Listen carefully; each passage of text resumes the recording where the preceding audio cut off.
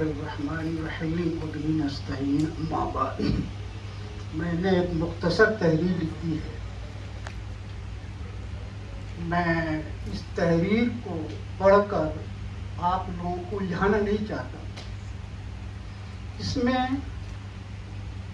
نے یہ لکھا ہے کہ اس غالب انسٹیٹیوٹ کے بغل میں درگاہ شاہ ولی اللہ ہے۔ اس درگاہ شاہ ولی اللہ میں 1982 سے تقریباً 14 سال میں مدرس رہا، استاد حدیث و فقہ رہا۔ میرا کمرہ اوپر تھا اور شاہ ولی اللہ رحمۃ اللہ علیہ کا چبوترا مسجد کے بغل میں سامنے تھا۔ میں اپنے کمرے میں جاتے ہوئے اور کمرے سے نکلتے ہوئے شاہ صاحب کے چبوترے پر میری نگاہ پڑتی تھی، اور اس چبوترے پر ہندوستان کی کوئی ایسی شخصیت نہیں تھی جہاں فاتحہ پڑھتے ہوئے 82 کے پاس میں نہیں دیکھا۔ اسی چبوترے پر مولانا منت اللہ صاحب کو جھکتے ہوئے دیکھا، ادب احترام کے ساتھ۔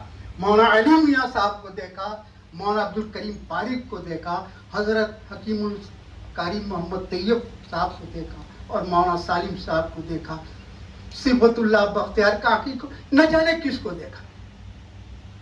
میں نے سوچا کہ آخر یہ شخصیت کیا ہے؟ ایک حکیم الزمان صاحب ہوا کرتے تھے کلکتہ کے، مفتی عتیق الرحمان عثمانی کے ساتھ۔ حکیم صاحب بھی آتے تھے، مجھ سے کہتے تھے مہندیان کی تاریخ لکھ دیجئے۔ میں نے کہا کہ حکیم صاحب بڑا مشکل کام ہے، اس لیے کہ شاہ صاحب کو سمجھنا بڑا مشکل کام ہے۔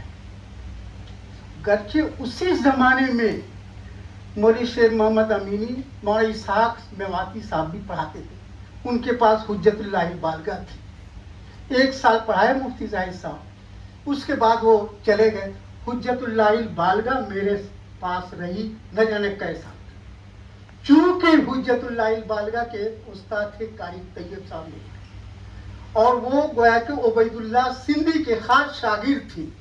ذاکر صاحب نے کچھ اور کام کیا ہو نہ کیا ہو، لیکن جب مولانا عبید اللہ سندھی جب ہندوستان میں آئے ہیں تو عبید اللہ سندھی صاحب کو وہاں کرول باغ میں ٹھہرایا اور کہا کہ پروفیسر جار اللہ روسی کو پروفیسر سرور صاحب کو لگایا کہ جو کچھ مولانا عبید اللہ سندھی بولے اس کو نوٹ کر لیا کرو۔ تو وہ فکر ولی اللہ کے خودی خواں تھے، انہوں نے بلایا۔ میں تفصیل میں نہیں جاؤں گا، بہت سب مجھے چند باتیں عرض کرنی ہے چونکہ ڈاکٹر صاحب سے متعلق ہے۔